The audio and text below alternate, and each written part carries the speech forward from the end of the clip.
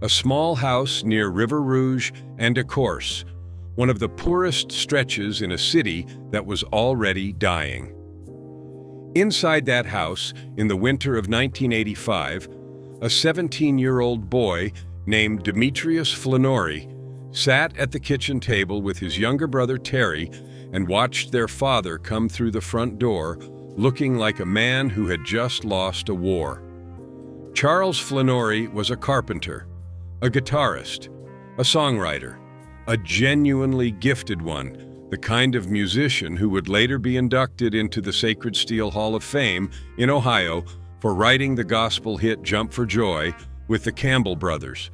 He was a man of God, a man who went to church, kept his Bible open on the table, and believed that hard work and faith would deliver his family from poverty.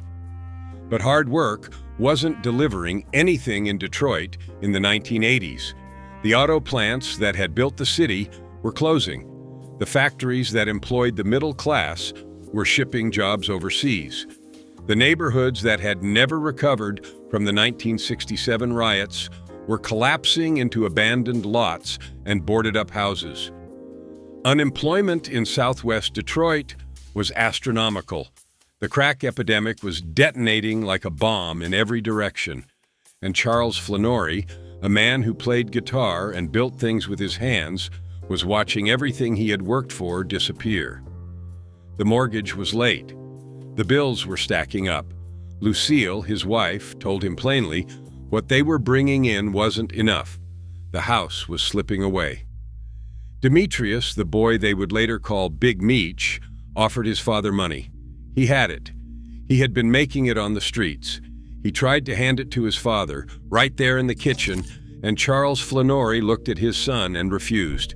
He would rather lose the house than take drug money. That moment broke something in both boys, not because their father was wrong, because he was right, and it didn't matter. Being right didn't pay the mortgage. Being right didn't put food in the refrigerator. Being right didn't fix the stove that Meech and Terry could barely light in the morning. Being right in 1985 Detroit was a luxury that poor black families could not afford.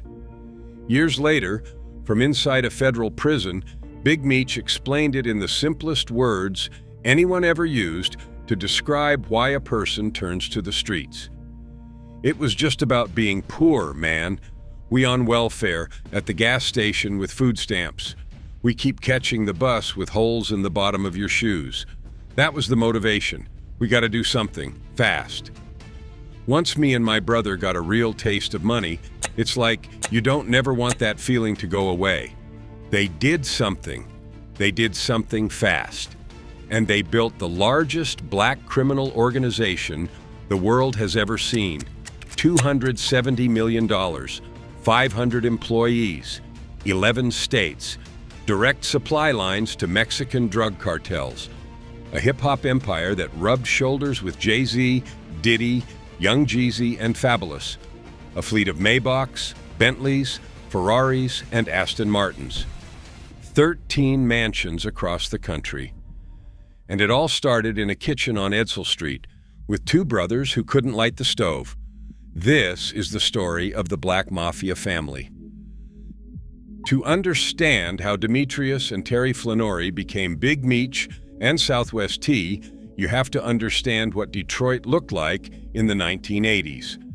Lil Meech, Big Meech's son who plays his father in the Starz series BMF, put it this way in an interview: he grew up in poverty. You see how Detroit was in the 1980s? My dad literally told me that at 14, 15, 16 years old, he was walking to school with holes in his shoes, walking over dead bodies in drug-infested communities. Walking over dead bodies to school as a teenager. That was the daily reality. Detroit in 1985 was a war zone. The crack epidemic had turned entire neighborhoods into open-air drug markets. The murder rate was one of the highest in the world, not the country, the world. The city that Henry Ford built, the city that Motown made famous, the city that had once been the engine of the American middle class, was rotting from the inside out. In 1967, race riots had burned entire blocks to the ground. Governor George Romney sent in the National Guard. President Johnson sent federal troops. The Kerner Commission studied the causes. Nothing changed. The neighborhoods never recovered. The factories never came back.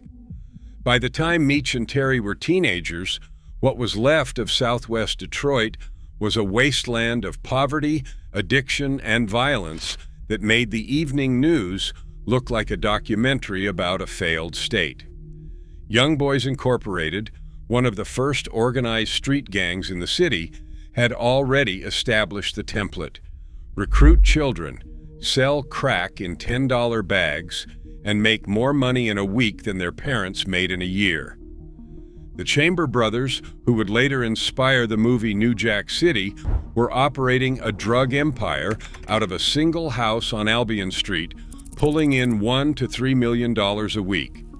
Meech and Terry watched all of it. They did not just see it from a distance, they idolized it. While other kids in Southwest Detroit looked up to the Tigers and the Lions, the Flenory brothers looked up to the Chamber brothers and YBI. Those were the only men in the neighborhood who had money. Those were the only men who looked like they had escaped. The Flenory household was deeply religious. Charles and Lucille raised their children, Meech, Terry, and their younger sister Nicole, on prayer, church, and the belief that education was the path out. Terry was the academic one. He was smart, disciplined, and genuinely interested in school. At one point, he was being recruited by Western Michigan University. He could have been the first male in the Flenory family to graduate from high school and go to college. But the streets do not wait for transcripts. Meech was the first to go. He started working at a crack house run by a dealer named Pat, telling his parents he had gotten a job at Wendy's. When Terry found out the truth, he did not rat on his brother. He demanded in. He wanted to join. At first, Meech turned him down. Pat could only pay for one. But eventually, Meech changed his mind and called Terry over to the car. That was the moment. Two brothers side by side, riding toward the life that would make them legends and destroy them at the same time. They were mentored by Edric E. D. Boyd, a street boss who had been schooled by a former Young Boys Incorporated lieutenant. Boyd taught them structure, discipline, how to move product without getting caught, how to build loyalty, how to think like businessmen, not corner boys. The lessons took. Both brothers were naturally gifted. Meech had charisma that could fill a room, and Terry had a calculating intelligence that could manage logistics across state lines. They called themselves the 50 Boys. The name was simple and direct. They sold $50 bags of crack cocaine. No discounts, no exceptions. Their product was consistent. Their prices were fixed, and their reputation spread. Da Vinci, the actor who plays Terry in the Stars series, summed up the brothers' philosophy. He cited Marcus Aurelius and said poverty is the mother of all crime. He added that the brothers were human, they had hearts, and they had not been given the same opportunities as other people. By the early 1990s, the 50 Boys were no longer a corner crew. They had outgrown Detroit. The brothers made a decision that separated them from every other street organization in the city. They expanded, not into the next neighborhood, not into the next city, but into other states. While most Detroit dealers were fighting over blocks, Meech and Terry were thinking about supply chains, distribution networks, and wholesale volume. They studied the game the way MBA students study case studies, except their case studies were YBI, the Chamber brothers, and the Colombian cartels that had flooded Miami in the 1980s. They found their supply, a direct connection to Mexican drug cartels operating out of Los Angeles. This was the breakthrough. Most street-level dealers bought their cocaine from middlemen, each layer adding cost and risk. The Flenory brothers cut out every layer and went straight to the source. Mexican cocaine was shipped into Los Angeles and distributed through a network the brothers built from scratch, one city at a time.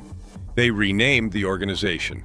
The 50 boys became the Black Mafia Family, BMF Family. The name was a statement. They were not a gang, they were not a crew, they were a family. A structured, disciplined, nationwide criminal enterprise that operated with the efficiency of a corporation and the loyalty of a blood oath. By 2000, BMF had established cocaine distribution sales in 11 states: Alabama, California, Florida, Georgia, Kentucky, Louisiana, Michigan, Mississippi, Missouri, North Carolina, Ohio, and Tennessee. A 2-year federal investigation would later estimate their nationwide membership at over 500. Their Atlanta hub alone was moving an estimated 2,500 kilograms of cocaine every single month. The brothers divided the empire between them. Meech ran Atlanta, the distribution capital, the party capital, the public face of BMF. Terry ran Los Angeles, the supply line, the logistics operation, the connection to Mexico. It was a perfect split. Meech was the showman. Terry was the shadow. Meech was the lightning. Terry was the thunder. They transported drugs in stretch limousines with hidden compartments. They laundered money through shell companies, real estate purchases, and a family-owned car service. They bought 13 mansions across the country. They collected Maybachs, Bentleys, Ferraris, and Range Rovers the way other people collected watches. They wore jewelry from Jacob the Jeweler Arabo, the same man who made chains for Jay-Z and Kanye West. And they did it all as brothers.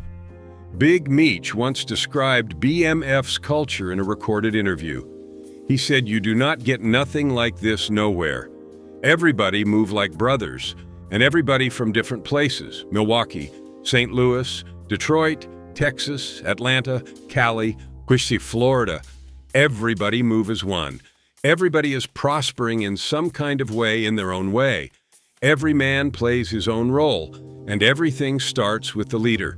I am a good leader, so I got good people that follow. Simple, simple." That was the word he used for an organization that generated $270 million in cocaine revenue, employed over 500 people in 11 states, and maintained direct supply lines to Mexican cartels. Simple. In the early 2000s, Big Meech did something that no drug lord in American history had done quite the way he did it. He went public. Not with a confession, with a record label. BMF Entertainment was officially a hip-hop promotion agency and record label.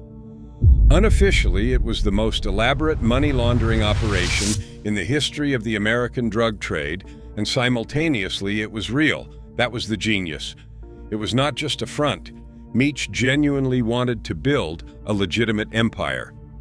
Mara Shalhoub, the journalist who wrote the definitive book on BMF, explained it plainly.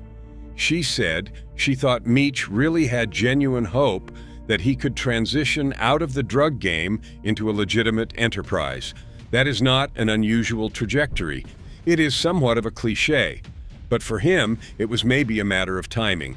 BMF Entertainment promoted some of the biggest names in hip-hop: Young Jeezy, Fabulous, T.I., Trina, Diddy showed up, Jay-Z showed up. If you were in Atlanta in 2003 and you were somebody in hip-hop, you knew BMF. They threw parties that shut down entire nightclubs, million-dollar nights where champagne flowed like water, and every woman in the room was drinking $600 bottles on Meech's tab.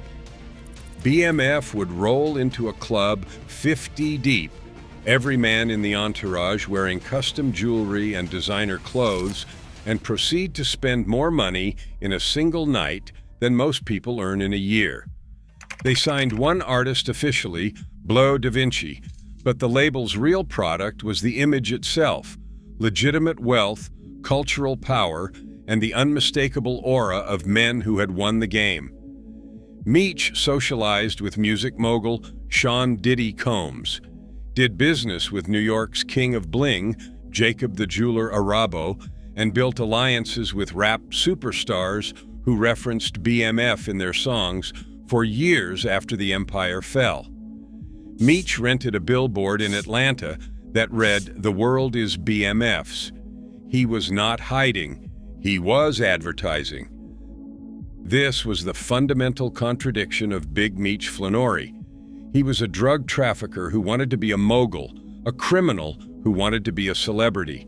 He ran a cocaine empire worth $270 million, and he genuinely believed he could transition into the music business and retire from the streets. And Terry, quiet, cautious, calculating, watched all of it with growing horror. By 2003, the brothers who had built everything together were barely speaking. The problem was simple and devastating. Big Meech could not stop being Big Meech. The parties, the jewelry, the entourages of 50 people rolling into clubs at 2 a.m., the cars, the mansions, the billboard, every night was a spectacle. Every appearance was an event, and every event was being watched by the federal government. Terry saw it coming. He was the quiet one, Southwest T, the logistics man, the brother who kept the books and managed the supply chain, and understood that the entire operation depended on invisibility. He had been warning Meech for years. "You are too loud. You are spending too much. You are attracting attention. You are going to bring everything down." Meech did not listen. BMF members would later recall the brothers arguing publicly, screaming matches over trivial things that were really about the same fundamental disagreement. Terry wanted discipline. Meech wanted glory. Terry wanted to run a business. Meech wanted to run a culture. In 2003, they split. Terry moved to Los Angeles to run his own operation. Meech stayed in Atlanta. The empire divided in half, and in dividing it became vulnerable. Here is the cruel irony. The split that was supposed to protect the organization became the crack that destroyed it. When the brothers were together, they balanced each other. Terry's caution restrained Meech's excess. Meech's charisma covered Terry's coldness. Apart, they were both exposed. Meech partied harder than ever, surrounded by people who told him what he wanted to hear. Terry, increasingly frustrated, vented his displeasure to friends and family, conversations that were being captured on federal wiretaps. The investigation had been building for years. It started with small seizures and low-level informants in the early 1990s, long before BMF had a name or reached peak distribution. But the formal operation, Operation Motor City Mafia, began on October 28, 2003.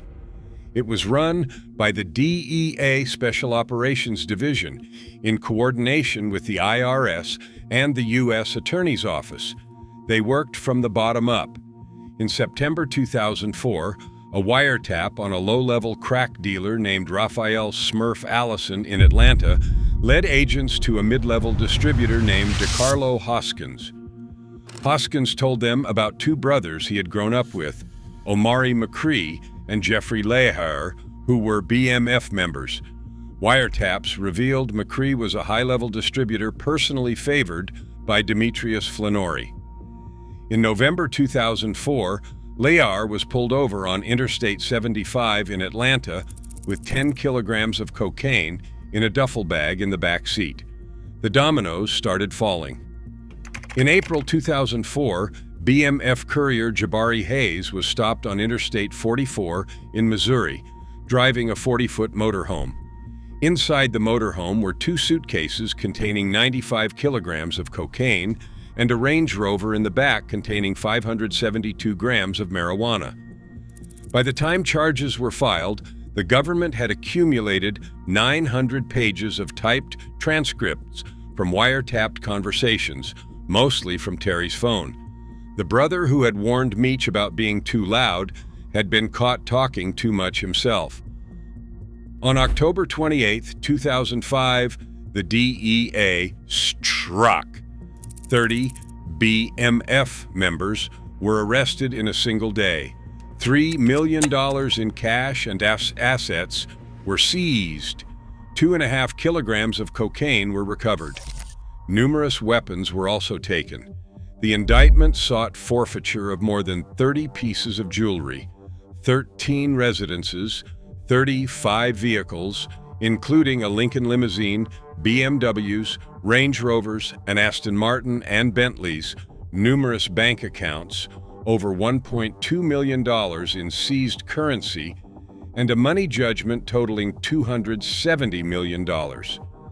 Among those arrested were the brothers' father, Charles, their sister Nicole, and their girlfriends, whose names were on the titles of various homes and shell businesses throughout the country.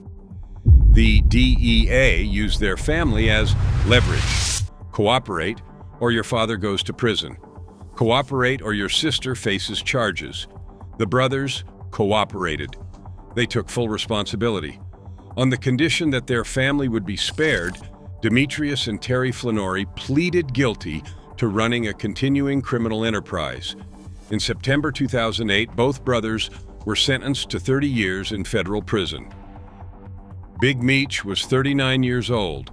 Terry was 37. They had built the largest black criminal organization in American history. They had made $270 million, and they lost all of it in a single morning.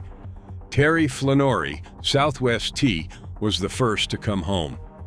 In May 2020, during the first wave of the COVID-19 pandemic, he was granted compassionate release because of health ailments.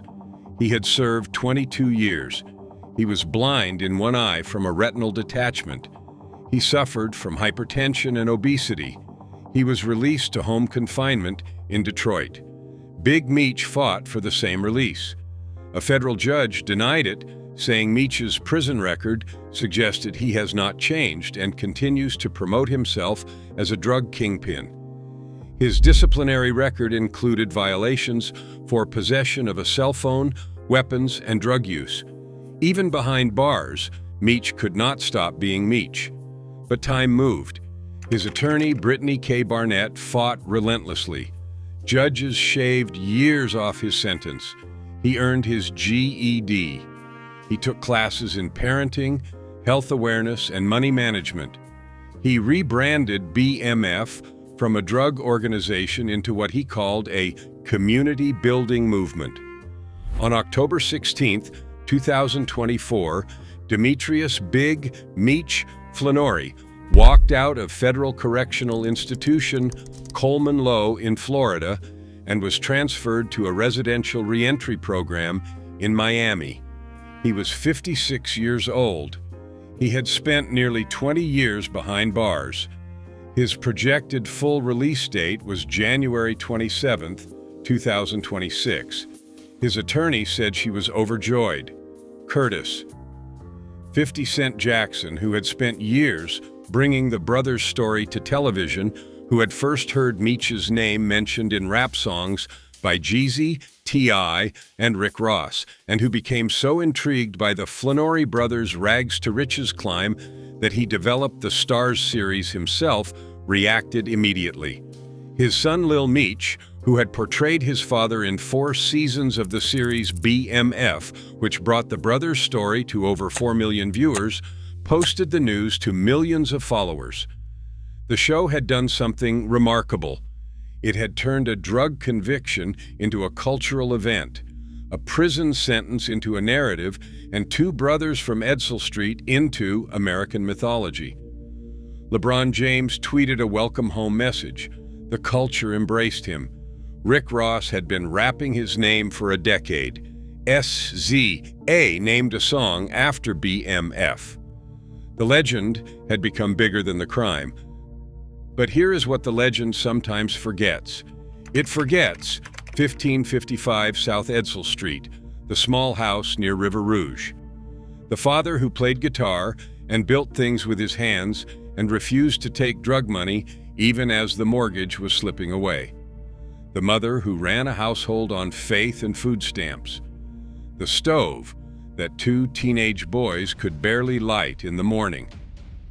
It forgets that Demetrius Flenory wanted to be something before he became Big Meech. That Terry Flenory was being recruited by Western Michigan University before the streets pulled him in. That their sister Nicole stayed clean her entire life while her brothers built and lost an empire around her. It forgets that Charles Flenory, a carpenter, a songwriter, a man of God, watched his sons become the most powerful drug dealers in America, and then watched the DEA put handcuffs on him in his own house because his name was on a shell company he probably never understood. Two brothers from a small house in southwest Detroit saw their father struggling and decided they would never struggle like that. They turned to the streets because the streets were all that was available, and when they turned, they went all in, harder, further, and faster than anyone in American criminal history. They built a $270 million empire from $50 bags of crack. They employed 500 people across 11 states. They partied with the biggest names in hip-hop and wore jewelry worth more than the house they grew up in.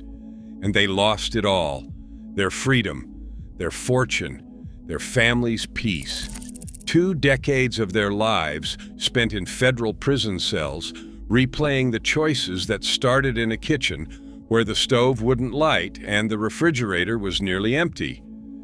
Big Meech is free now. Terry is free. The father, Charles Flenory, survived it all: the poverty, the empire, the raids, the trials. He is still a musician, still a man of faith. And that small house on Edsell Street is still there. The stove still works, the mortgage is paid, but the price of paying it was 2 lifetimes spent behind bars and a family that will never be the same. That's the real story of the Black Mafia family. Not the Maybachs, not the champagne, not the $270 million, not the billboard in Atlanta that said, "The world is BF's," not the record label or the celebrity friends or the $1 million nights in Atlanta clubs. 2 boys who loved their father too much to watch him lose, and a father who loved his sons too much to take what they were offering. That is the tragedy of the American dream, when the American dream was never designed for you.